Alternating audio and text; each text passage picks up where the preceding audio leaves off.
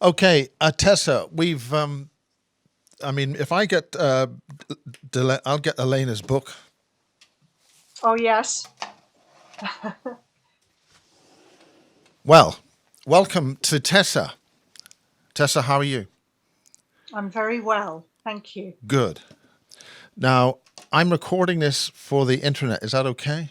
Yes. And we've had the little Windows update here, which has disabled lots of things, and you've lost your video camera. So we'll just get on with it and talk about this. Oh, yes. Okay, now, Yes. could you briefly describe who you are? Uh, next time we'll hopefully have your next time we'll have your actual picture, but we'll just get Yes. on with it now. For those watching in black and white, the red ball is beside the green ball. Does that make sense? So we met by some kind of coincidence or other at a conference in Blackpool. And did you enjoy the conference? Oh, I thought it was wonderful because it was very crisp, clean, clear, very well presented. And for myself to be the first time sitting with other people, um, sorry, it's emotional, isn't it? Who It's entirely, it's okay. who That's okay. understood exactly what is going on. And for me, being an only child living on my own, but very gregarious, had an amazing life, etc. But to just be there and sit there and be able to say within myself, yes, yes, I know. It just was so uplifting. And I'm still on a high a few days later, having come back to Cornwall. But I tell you, everybody I met was lovely. And anybody on the outside would think, oh, well, this is going to be full of kooks and crazies and, you know, people dressed in Star Trek outfits, which wouldn't matter. But actually, everybody was just placid and kind and calm because there was a knowing. Yeah. And it was amazing to meet you as well, very briefly, but it was meant to be. Well, I only turned into that restaurant to get a quick lunch, and there you were. Yes, having a glass of wine. Not a bad thing to do. Yes, yeah. So, can you describe to people what your background is, and then why mentioning this book Oh, is a big deal? oh, it's huge. Gosh, without going on, and you might have to stop me. I always felt a little bit different as an only child, very creative. And the first ever book that I picked out from a bookshop as a little girl was about witchcraft. I went to a ballet school, which was extremely strict. And when they dragged us off to church, I just used to sit there thinking, this isn't it. This isn't right. And everybody else got confirmed and baptized. And I was actually sent home because I didn't want anything to do with that. So as I grew up, I began to see ghosts and spirits and was very sensitive to atmospheres. But I had a hard life. I went into show business. I was a dancer. It was tough training. I traveled around the world on my own. But I was very drawn to old churches because they are all built on old pagan grounds and beyond that. Always very aware of stones and energy in the land and just different countries and places. So when I would arrive somewhere, I think, oh, this feels really wonderful and feminine and healing. And other places, oh, something's happened here. So as I traveled around the world and grew up, I kept reading different sort of books. And then I saw my first UFO, um, which was in Israel in the mid 80s. And it was absolutely real, came very close to my hotel window. and some sort of voice, not booming from the craft or anything, almost like with him, he said, "You don't have to suffer anymore." And that's all it said, and it whizzed off. And I'd had a terrible experience working in the Middle East as a dancer on my own, and came back after being raped, attacked, had all my money stolen, and treated abominably. And I arrived back home in London to my mother, and thought I was going to sort of have a massive breakdown. And instead, I had a breakthrough in that a wonderful sort of peace descended, and I sort of clarified my life, decluttered, took up yoga, just started looking after myself a bit more and going a bit deeper within myself. Then I saw another UFO in New Zealand in the early 90s. And then when I moved back to Cornwall, I saw several. And so I started to read books and found books in secondhand bookshops, from Charles Berlitz to Colin Wilson. I've forgotten the name now, Alien something. And just kept reading and reading and researching, knowing there was something more. And it wasn't until 2017, after having worked as a yoga teacher as well and a healer using crystals, that I was drawn to go to Mount Shasta in Northern California. And when I got there, the biggest event of my life happened. Do you want to interrupt me? Well, I'd like to ask you about Cornwall. There's a lot of bases down there, military things. What sort of UFOs? Could you just go into the details of the UFO sightings you had, and then Yes. we'll go into Mark Shadow. I mean, what sort of type of things? What sort of experience did you have? For me, and do you know, it's so strange because I just didn't register it, didn't think about it. And you think if you see something, but as it was talked about in the conference that we've just been to, you're almost so mystified, and almost, I don't know, anesthetized that you don't sort of register it. You don't think of taking a photo or don't thinking, right, what was that? And so I saw huge orange balls of light just coming down the estuary river. I saw those several times. Which river? The Foy estuary, which is below Plymouth on the southeast coast. No noise, absolute silence, absolute stillness, but orange balls of light. And then the most wonderful, wonderful experience was with my mother, because I have no family bar my mother. And it was Christmas, I think 2013. And we were just looking out of the window and everything went completely still. So it was that eerie darkness and silence.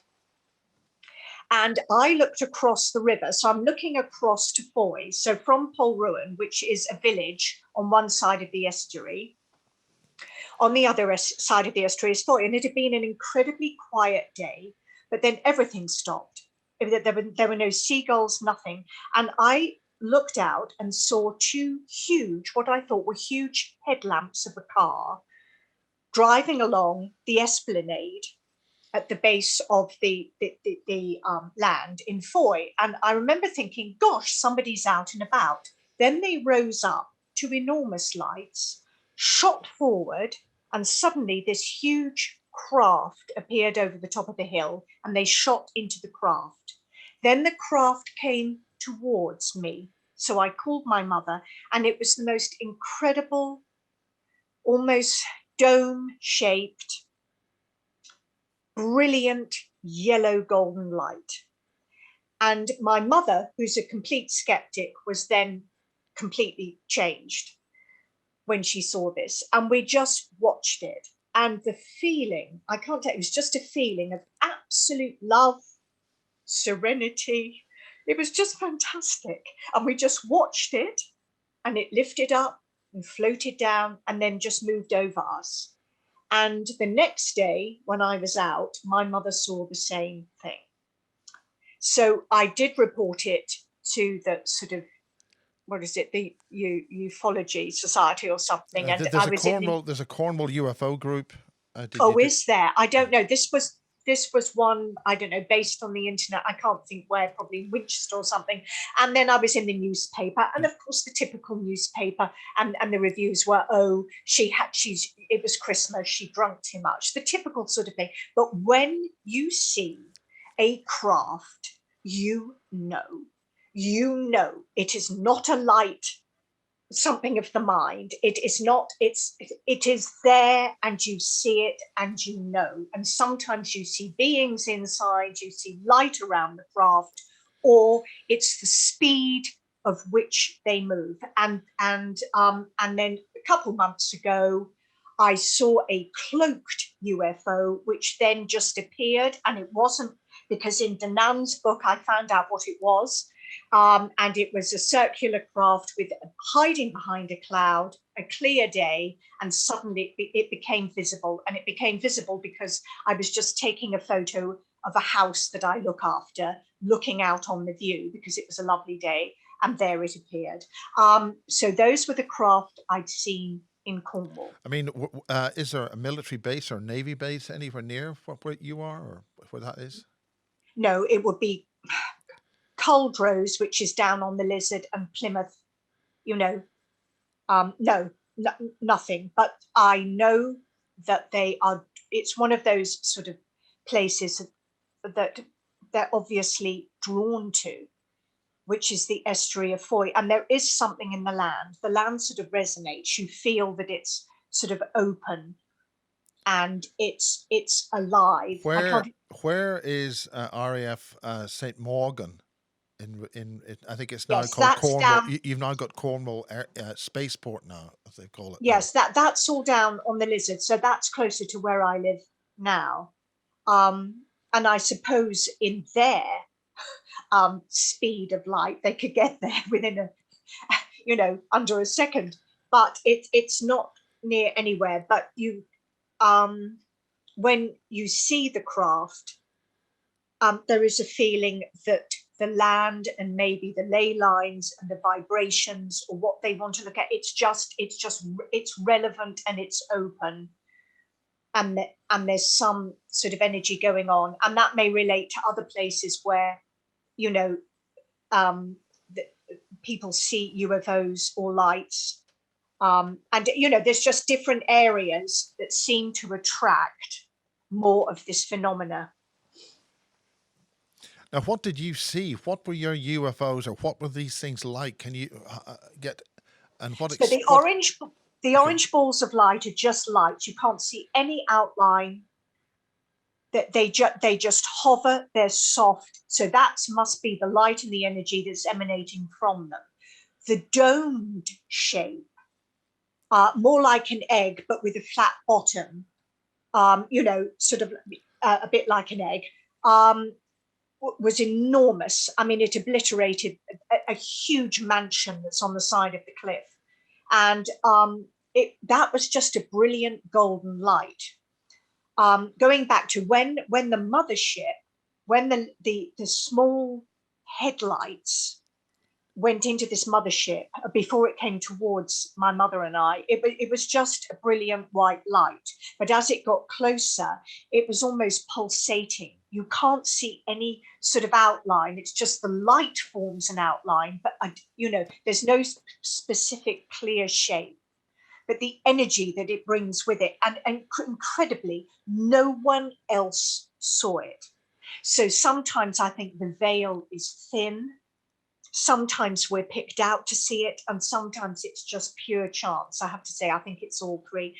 But you get an energy sometimes. You don't just get the vision, you get a feeling of immense peace. Now, I have her book, Elena's book here. I mean, is there any part of that you'd be familiar with? I mean, this is one of the ETs here, but you mentioned... is there any part of there's this? Lots.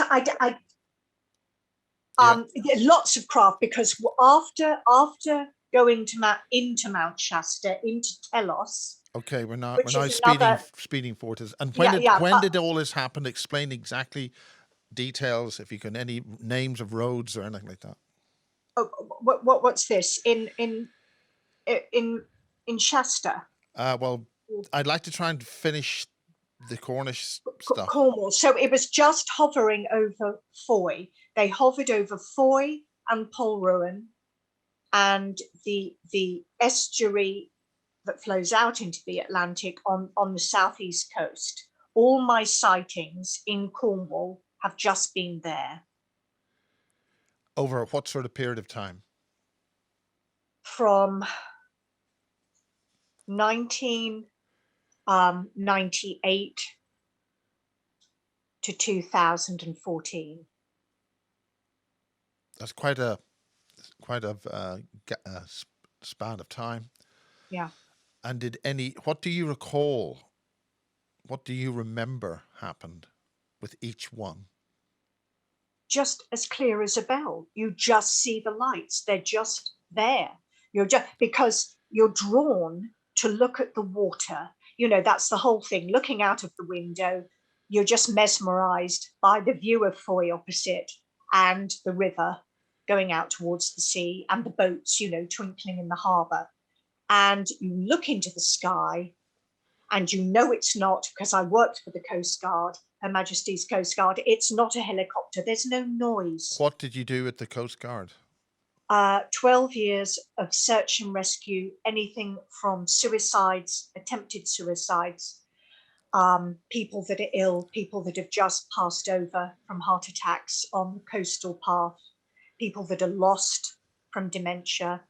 Under what capacity were you there? As a trained sort of cliff engineer, of setting up ropes and harnesses and going over the cliff. We all had specific jobs. Some people that were scared of heights would set up all the equipment to go over a cliff to look for an injured person or a missing person. And so you were abseiling and going up and down like commandos? Yes, yeah. And a lot of only on the land, only, and then the lifeboat, the rescue helicopter, the air ambulance would all be a separate entity, the police, etc. But we just searched on foot and over the cliffs. And what sort of size of cliffs are you talking about here? Oh gosh, I'm no good with heights. So you didn't go over? I did. You did? No, I did. Yeah. Oh my God. Because I was light and sort of agile, but I honestly, I'm so sorry. I just can't think of the the height. But I mean, you're talking 100 feet, 200 feet or something, a big... Yeah, yes. In other words, if you went over, you weren't going to come back. It would take about 5 minutes, at least 10 minutes, to slowly haul you down to the bottom. Yeah. And that's where you would find people who've jumped or slipped or... Yes, sometimes, yes. Did any survive that sort of height? Okay. No. Okay. And often it was a suicide. They wanted to go. And so that in itself's traumatic. So you're used to that kind of shock to your system. Yes. I would always, even though I'm very emotional, always absolutely professional when it happened. I even surprised myself. Cool, clear, to the point, helping people, saying it's all right, Mrs. Smith, you know, we're looking after your husband. Absolutely. And then it would be, by the time I got home and changed, I used to have to go down to the pub for a stiff drink, and there'd be a few tears, because it's you come out of that work mode. It's more than that, but you come out of your training and then you're yourself. But yes, I'm used to horrific sights. So could you go into your training? How does that desensitize you so you are able to function efficiently? That's the whole point. It's discipline. Absolutely. It's a bit like when I trained as a dancer. It is pure discipline. There you are. You trained to do your job and you do it. So as a dancer, let's say if I'd had a terrible headache. I was ill. You still go on stage. You put your makeup on, the curtain goes up, you do your job. Exactly the same with the Coast Guard. You work as a team. You haven't got time to think sometimes. You look at the casualty. You set up the abseiling gear for going over the cliff, or you get the stretchers out, and you all have your specific job and you do it. And it doesn't mean that you're cold and unfeeling, because you're, especially as one of the female in the team, you're dealing with, wives in tears, children trembling, terrified, worried, and they're in shock when you rescue them. If they've just got cut off by the tide and you manage to rescue them and bring them up, that they're in shock, and you somehow a sort of serenity comes over you of just caring. I can't explain it really. You of just caring. You're totally with them. You're saying it's okay. It's going to be all right. We're coming. We are nearly there. We're coming to the top of the road. We're going to get you in the car, and we're going to put your husband in the car, something like that. And you just, and it's not that you're unfeeling. There's no coldness about it, but you do what you've been trained to do. And then it's only when you go home and you take the uniform off, and then whatever will be, will be. But normally I'd have a good old cry. Well, that's okay. Yeah. So having faced these traumas and done this work, I mean, I suppose being a dancer gives you the fitness to be able to go over that and abseil. Yeah, tremendous. And then I was a stunt woman in films, because I did acting at the same time as I was a dancer. Do you want to And talk? so, Tell us about your stunts, and who were you well, stunting for? stunts maybe is a strong word, because now if you're a stunt person, woman, you have to do everything from sort of, okay, abseiling, fencing, horse riding, jumping out of an aeroplane. I was more of, let's say, when I started in the 70s, 80s, a sort of body double. So I was very flexible, very fit, and I was fine to be pushed over or do small scenes, fight scenes. So let's say I was in The Mummy and The Mummy Returns, the original, not the original films with Boris Karloff, but the I mean, when were they made?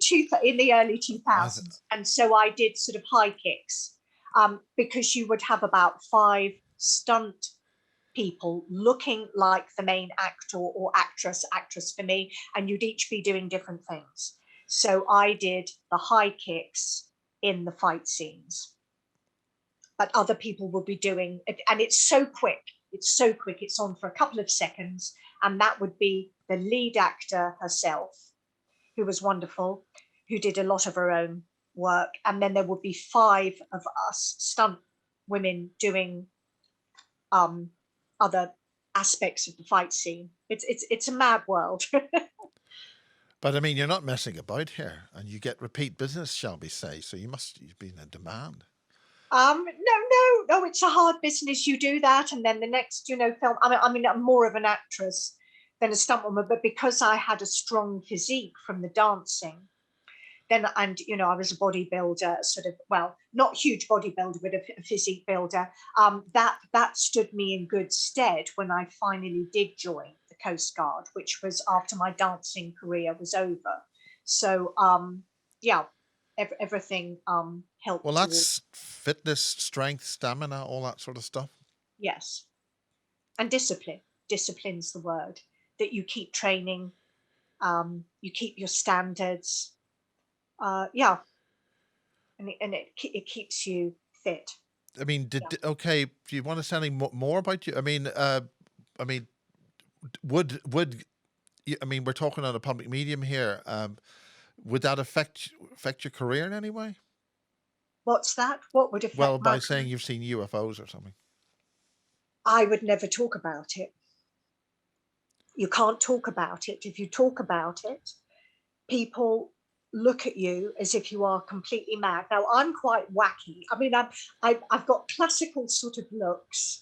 People align me to if I wear my hair up, they would think I was a sort of air stewardess or oh yeah, actress or dancer. Yeah. Yeah. Um, but I'm also a real free spirit, and I've been through so much in my life that I just want to be myself. But you Well, can't be yourself, because if you start, when I came back from Mount Shasta and started talking, you just can't. People think you're mad. That's it. even in this day and age, Yes, unless you go to, unless you are with somebody who deals with other phenomenon, is such spirit. such as the conference. Yes, spiritual, sees ghosts, is a clairvoyant, that regresses people. That you can talk to them. Um, even being a crystal healer, some people are so skeptical. They normally just joke about it. They're not nasty. But I tell you, if you've seen UFOs and things like that, people will be quite nasty. They don't like it. It disturbs them. Or, it just takes them right out of their comfort zone.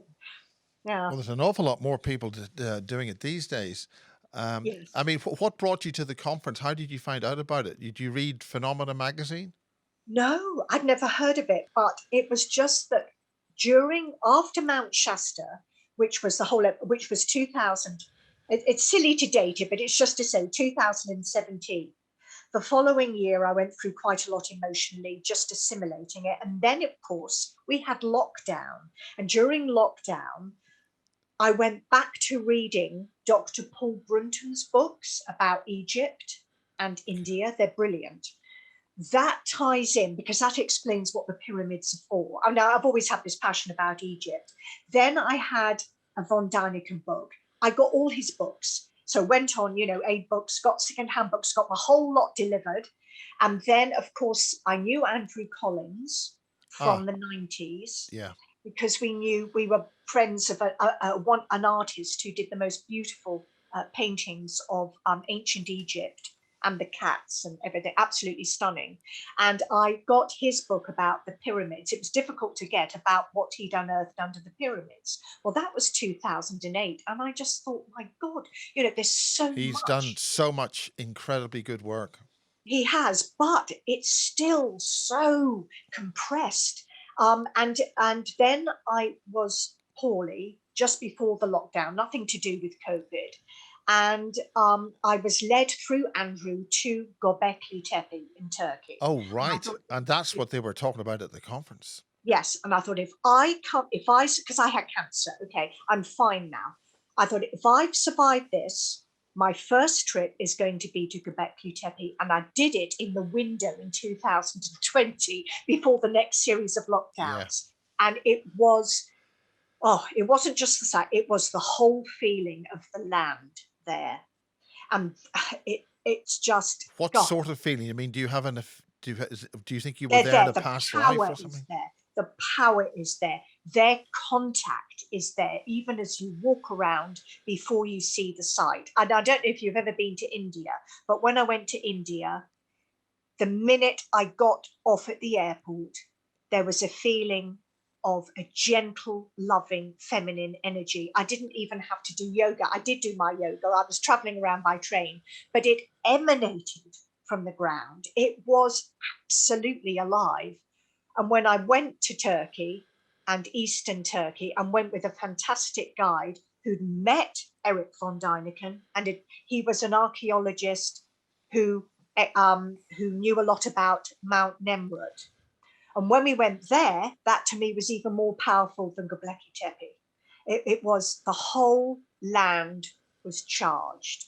And if you're open to that, if you're sensitive to it, and everybody's going to be different, we'll all feel different things, but the power is there, and they just have to unearth it and connect with it. And the more they reveal, and of course, as human beings, the more you can see of these stones and glyphs and carvings, the more that it connects, you connect with it. It's sort of revealed to you. Sorry, it's vast, isn't it? No, this is fantastic because I mean it connects why you're at the conference and connects the people at Yeah. the conference, and you've really brought the whole thing round. It's absolutely fantastic. So, what Is there anything else you want to say about Cornwall, or any sightings and experiences you had in the UK, or any before you get to Shasta? Shasta. No, those was my experience in Cornwall. But I moved further west simply because the power in the land in West Cornwall is very raw. It's very masculine, and it just called me. I couldn't not move here. So West Penwith, where I live, I've forgotten how many monuments, but it's one of the most, other than Karnak in France, and Brittany. It's got the most sort of monoliths, stone circles, fogus, tours, burial chambers, the lot. I mean, it's just charged. But those UFOs that I saw, which last was a couple of months ago, that's only been on those 4 occasions. So we let's get on to Mount Shasta. Oh, What brought you there? What was the circumstances? well, What were the yeah. Well, tell us the whole story. Oh no, I don't know. Well, okay, you can tell me to be quiet at any time. Well, you know that sometimes you're living your life. You meet somebody. You're 5 years old. They do something for you, or they give you a shell or something. This happens through your life, and I tell you, 10, 20, even a lifetime later, what they've said, what they've given you, what they've done, or what you've seen comes full circle. It's quite incredible. But sometimes for human beings, I think it takes a long time. So when I went to Santa Barbara to study yoga, which I did in 89 and 92, and I've worked a lot and studied a lot in the States because I like their open-mindedness. But you've got to cut through an awful lot of, it's not just yoga, it's color aura, sonoma, yoga, standing on an egg or something. You've got to sort of whittle through, but they're so charged and they're so open. And I picked up a brochure in Santa Barbara, in the late 80s, and it was about this woman who was a clairvoyant who lived on Mount Shasta. And I picked it up and I put it in my folder. And it wasn't until 2017, all those years later, that I thought, you're sort of almost called, it's time to go to Mount Shasta. So this is where there's tremendous amount of crystals, crystal healers. And when you look on the internet, I just simply went on the internet and put in spiritual guidance at Mount Shasta and came up with this amazing man called Andrew Moser. And I booked to do a week's traveling on the mountain guidance with him. And I know that you think, because sometimes I buy crystals online, so you think, how can you look at a screen and get in touch with a crystal? But you can. And this was the same with this site. I thought, no. And I thought, I like him, I'm going with him. So I booked the trip.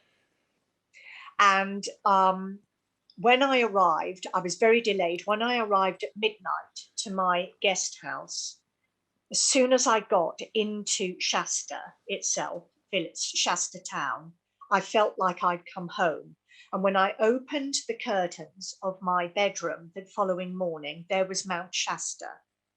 So all I knew that it was a very spiritual place, as many mountains. As what type? Have been some people have saying that there's been beings coming in and out of Mount Shasta for centuries.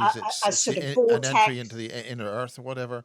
Yeah. What sort of spirituality? What sort of what sort of frame of mind are you talking about there? No, I was just drawn to it, but I just thought I didn't even know it was associated with crystals, and my God, I mean, there were so many crystal shops in the town. I mean, I was in heaven, that some of them were good and some of them weren't, but I was just called to the mountain, but I didn't know a lot about it. But I thought, I just want to feel the energy, because the mountain areas in the world, from Machu Picchu in Peru, where I've been, to even in Tenerife, Mount Teide, they're all over the world. You get a sort of energy. but I was quite raw and I hadn't read up a lot about it. But I thought, right, this is the time to go. So I went and I was taken on a walk and then taken to different areas. And Andrew put me into some meditations and I could feel a sort of energy. So But the Andrew next, had given you some training on this. no, well, I think I was trying to heal myself because I'd recently got divorced and I was very, very upset by it because I loved my husband, but there were reasons that we got divorced. But the next day he put me in touch with his colleague who was a pretty tough American lady. I can't say I particularly took to her, but as soon as she saw me, she said, well, you've got a man standing next to you who is a sort of crystal guide. And I could almost sense him. Anyway, she took me up to what they called the Crystal Lake, and she was a shaman.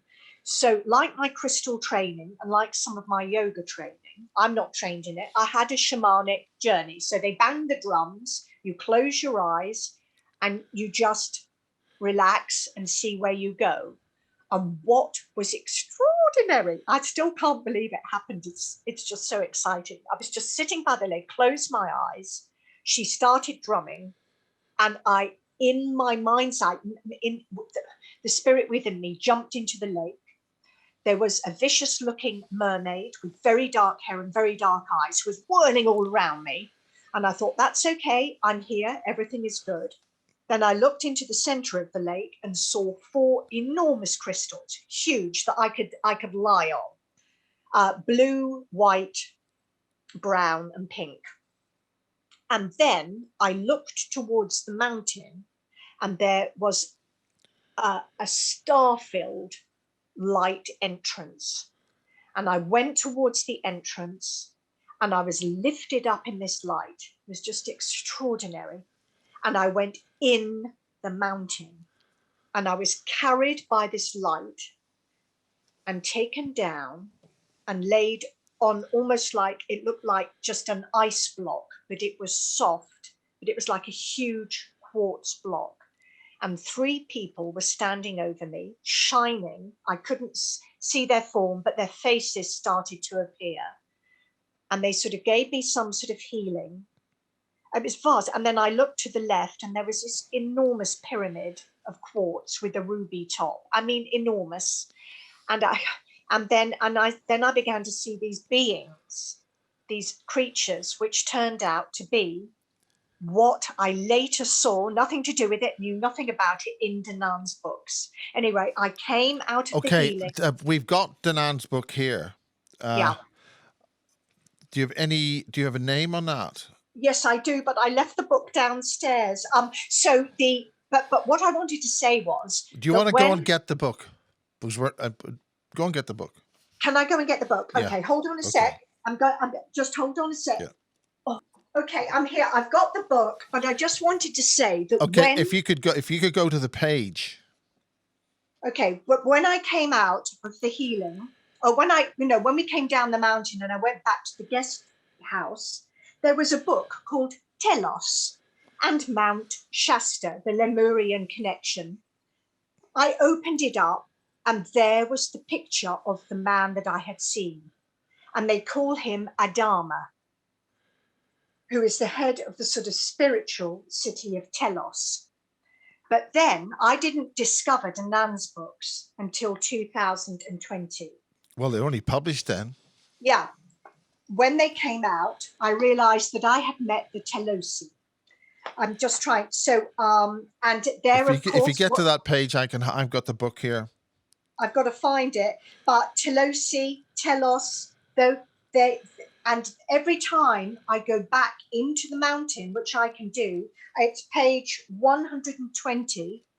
Every time I journey back, which I can do, which anybody could do, you journey, I go into the lake, I go into Telos. Sometimes they don't want me to go in, but I realize that they're the Telosi. And the more I've met them, they're big, they're muscular. I can touch that they're... Okay, I'm showing. Well, you're going to see that now. This is a Telosi. Is that right? Yes, that's them. beautiful. I mean, you wouldn't believe it. Beautiful, chiseled, big shoulders. Yeah, that's them. But then every time I went in, I met several greys, also spaceships. The more I went into the mountain each time, I was shown more. But sometimes the light makes me nauseous. I feel a bit ill. But it's this enormous, away from that healing area. And I'm shown bit by bit, is this enormous space with honeycombed. Any other particular beings that you've seen that you could Yes. identify just while we've got the book? Yeah. Well, I tell you who I've just got to find them. It's the Tansy. I touch her. She's What page? Tanzany, 245. She is always there, and her skin is a bit like it's a bit like a pig. That's her, yeah. And there's somebody, that's it, that is just like her, because it's the domed head, yeah. And this sort of soft skin. But she doesn't communicate, but she said that like they're all working together. There are all different sorts of greys. Now, I just want to confirm that the images that which are in this book, are they an accurate rendition of what you have personally seen yourself? Yes. Okay. Yes. Can you imagine how that these books are in black and white, obviously, and you've mentioned the two types of beings that you've seen. Any colors that we could add there? You mentioned the last one. There was a being at first of all in because I'm speaking and trying to look through, because I was looking through the other day, in red with a very sort of high collar, and she just sort of floated. And again, then give me a page number. Yeah. The Osman, 207. 207. Very sort of starched, hard. There's quite different beings here. Yes. What was that like? That being? That's wonderful. Very protective of me. Very protective, but not. What sort of height? Oh, tall and hovering. Skin color? Does it make any difference? No. To me, it just looked all red, but I would say about 8 feet. Wow, they're big. And floating. And the greys, I can't even decipher them. There was very, very tall and gangly, very soft, playful, rubbery, then the small greys. But sometimes when I look at the book, there's such a choice, I can't quite see who they were. But then in some meditations on the mountain, out, just meditating, not going on a sort of mental journey, there was a figure in a purple cloak with a sort of mask on, very, very high and very far away. And the other day, it was almost here at my home in Cornwall. When you say the other day, are you talking about since the conference or before? Yes, since the conference, so 2 days ago. 2 days ago. Well, we've only been back. It's only been back 4 days ago. I came home on Sunday. Okay. And I realized that it's not frightening. I don't feel any evil, but it's looking, and it was there on Mount Shasta. And also the lady that took me through, she said, "Did you see the being in the purple cloak?" And I said, "Yes." And we didn't say anything more about it. It's just, I'm trying to find it. But then apparently they're not very nice. But he was there. Well, if you get a page number, I'll hold it up. Yeah, continue. Yeah, I'm just trying to find, because it's such a book, and then you flick through it and then you miss things. I think it's almost like a telepathic book. There'll be things in this book that you don't see, and then you see them. Yeah. Oh, and I'm just going to say that the square on 173, their spaceship, the Gemini, the Pollux, their spaceship landed at the top of Shasta. So I saw the base of it and it was completely square. Yes. So I saw the base of that ship. Here we go. Yeah, that's it. And then 155. That is the closest I've seen the Sigma Draconis to the purple cloak figure, but very far away. Well, I've had others identify those in Scotland. Yeah. And what sort of height? Was there. What sort of height? No, I've no idea, because he was distant, way up the top, sort of unreachable. And even when I saw him here, I mean, he was only. They're He was saying only they're about 4 to 5 feet tall, elongated face and tail, yellowish to green lizard skin. When on terror, they often wear dark, hooded robes or cloaks camouflaging their saurian features. Yes, yeah, I saw it more as a mask, and I would say it was told about sort of, yeah, maybe 5 to 6 feet. It's just a bit taller than me. So you never saw any of these guys? Actually, I might have, because it's so, when I go in, there's note the tail on this. Yeah, no, I didn't see a tail, but I've seen sort of metallic. I could see the suit. I could see the armor. No, there's somebody that's more square and muscular. I didn't see any tails, but they were there, and you see them, and you sense them in a different way. And then even though I don't touch them, although I've touched the Telosi, you sense what they're wearing or not. I'm just trying to find. They're square, pretty brutal and metallic looking.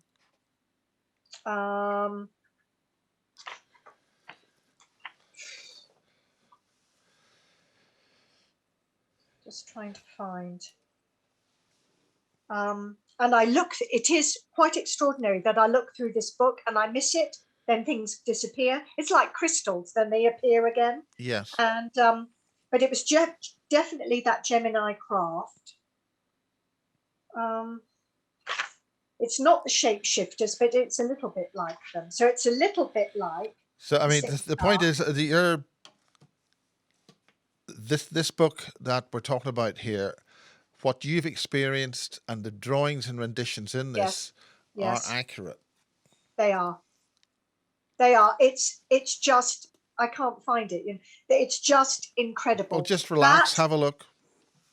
Made me feel. And I tell you what, on page 94, the booties, the Arcturus, they're wonderful.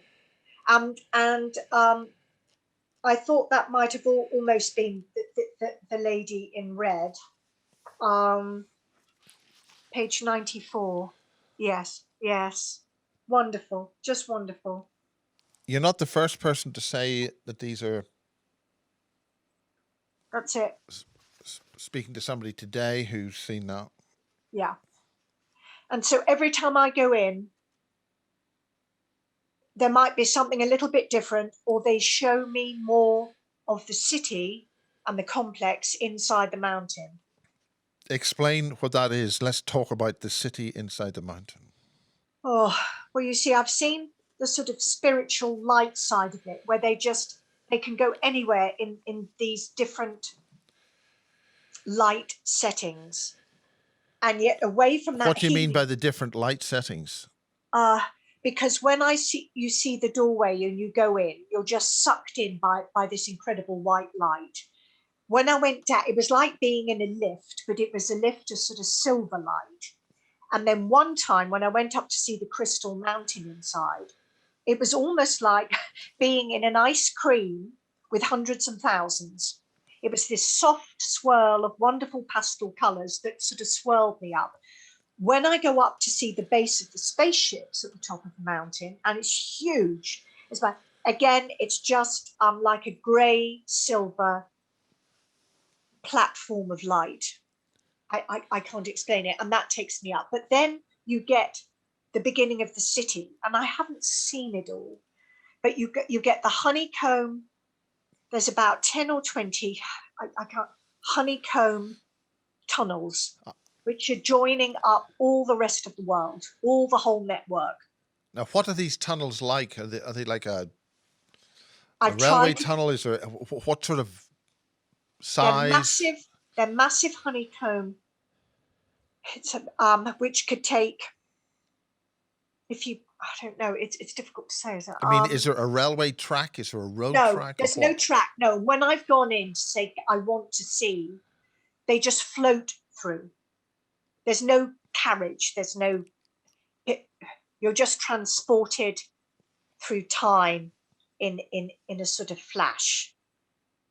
But they only let me go so far, and it's only because sometimes silly me gets distracted, and sometimes I fall asleep and then I've come out of it. I know it sounds so. Yeah, I have to sort of focus to be able to go in. Right.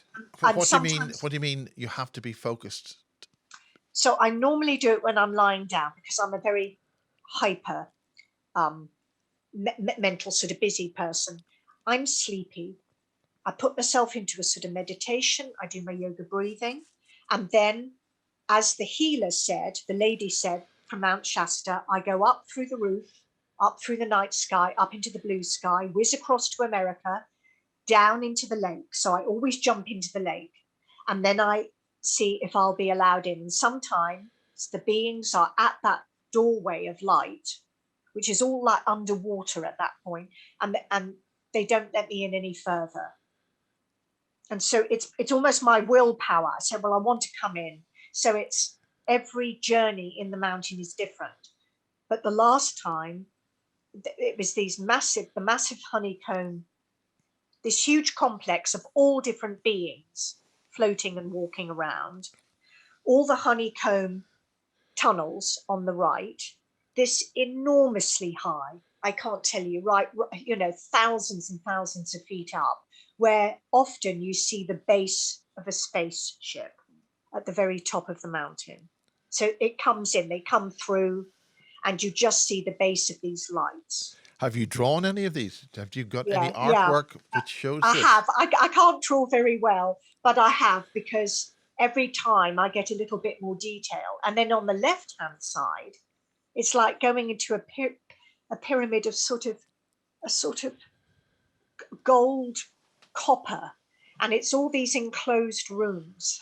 And I don't know whether that's a ship in situ, whether it's a pyramid. It's all bronze with closed rooms. But it just goes on for miles and miles and miles, and I haven't connected it all yet. What fascinates me the most is just suddenly seeing different visit from different planets and dimensions there. I'm just in awe if I see them. And it's wonderful when you make eye contact, or you touch them, or they're just there, or they touch you. It's And why does that happen? For what sort of circumstances do you make eye contact? And what does that? What sort of eyes? What sort of feeling? well, What sort of? Do you have messages in your head or what? Yeah, no, that it's a mixture. It's like they're all very different, but they're working together. So they're working for Earth. They're working for us. Which Even ones? that. Can you name them? Can you name them? No, well, that's the Tilosi. Those are the main ones who are like, they honestly look like Hollywood superheroes, very muscular, or in a sort of blue mesh suits, and you get a metallic feeling when you're near them. I mean, their energy is wonderful. They're very powerful, but loving, but seem to be very in charge. And then the greys, the different greys, I've seen about 3 different greys, some very tall and some small, they are almost as if they're android, but they're gentle. But they seem to be doing a job. And then the cloaked sort of beings. I mean, is it Tananzi, the Tanzi with the elongated head? She's just there right in front of me, and she lets me touch her head, but she doesn't impart anything. Yeah, it's her. or someone that looks like her. Yeah. But they don't.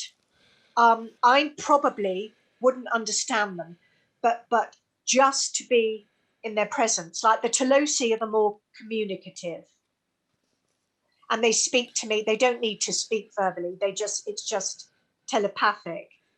But the others are there, and they all seem, ever since lockdown, they seem to be very, very busy.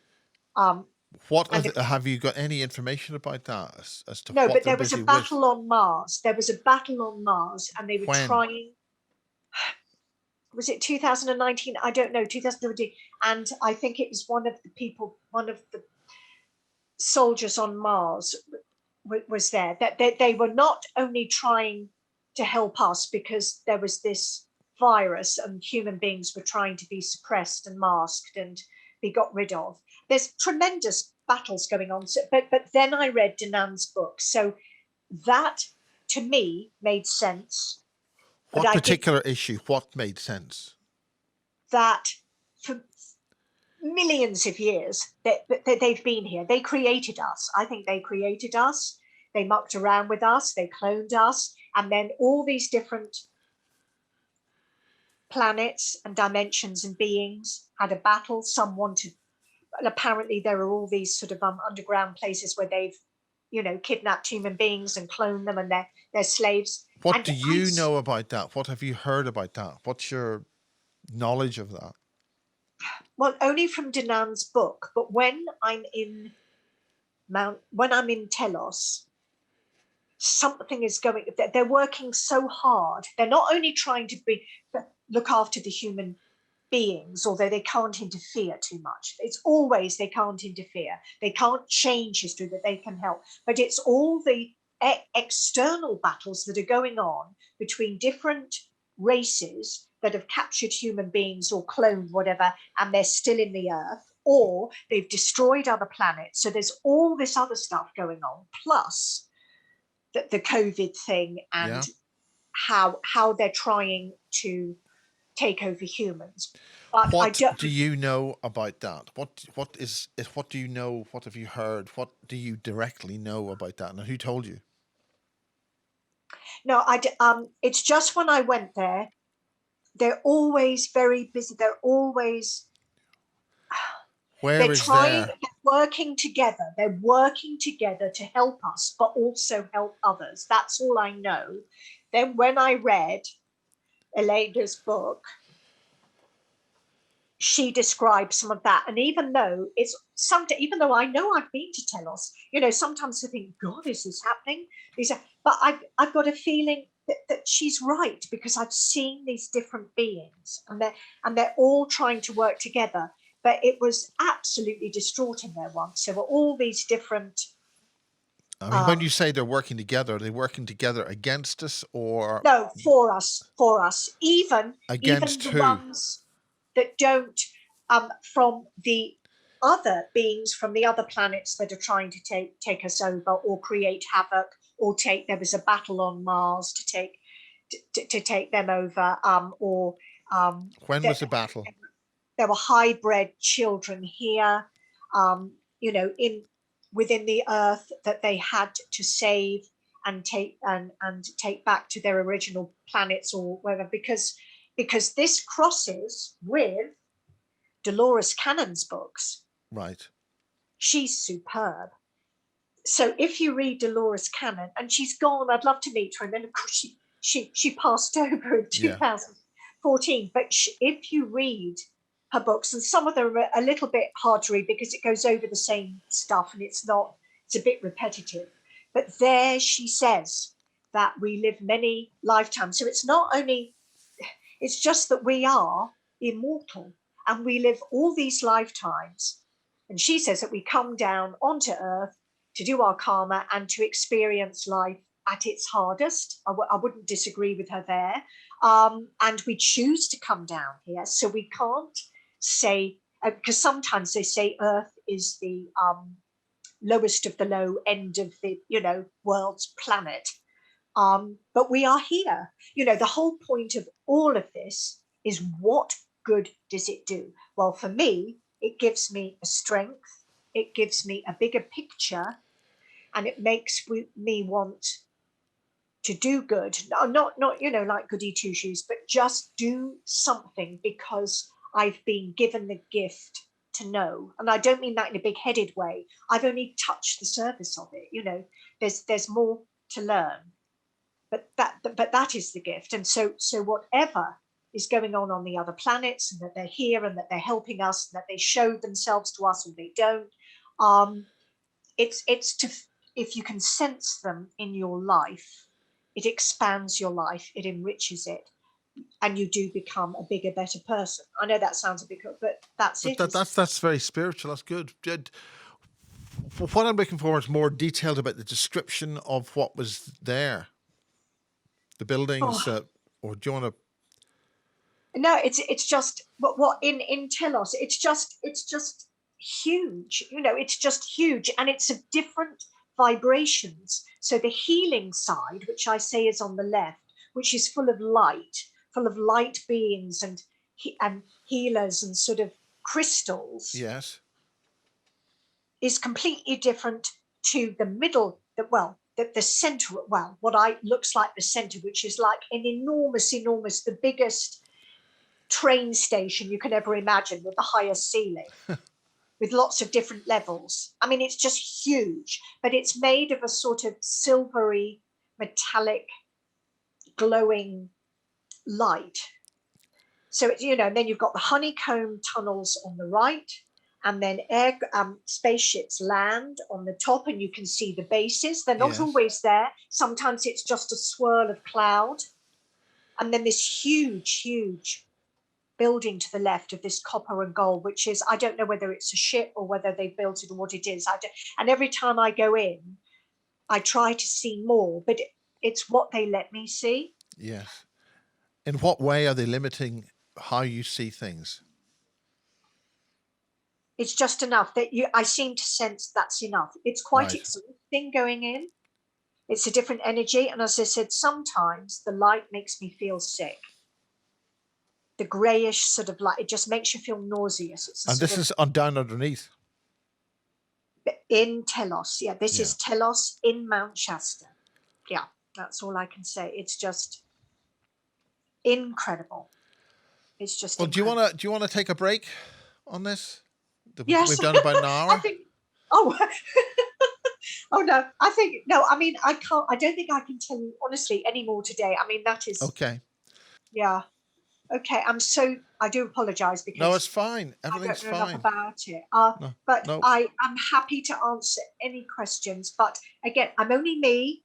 I can You only are tell just fantastic. You are what I've just first seen. class. And it was really wonderful seeing you and meeting you in person. I don't know Um, why I sort of just 1, 2, 3, sit down and bingo. We're talking like this. I know. I And you had know. to rush off then, and we're rushing. But Ah, it's crucial that this wonderful book by Elena Danaan is a gift from the stars. And as I say, it's one thing publishing a book like this and with lots of drawings in it. It's another thing to have those drawings verified by yes. eyewitnesses, and you're Yeah, confirming that what we've been talking about is accurate to what you've experienced directly. Is that right? absolutely. Absolutely. And to see them there, I can't tell you. It's just um it's just wonderful. Well, that's a big deal because we've got other eyewitnesses we can't publish, but it's just they want to remain private. But it's always good to get more and more witnesses who Yes. agree with what's in the book or disagree. Maybe it's Yes. all Yeah. fantasy Yeah. and it's all, there's Yeah. all sorts of things there. Anyway, No, I'm at she's and we're yeah. talking on June the 30th, 2022, and it's really good to see you. Well, not see See you. you. So, anything final you'd like to say in this introduction?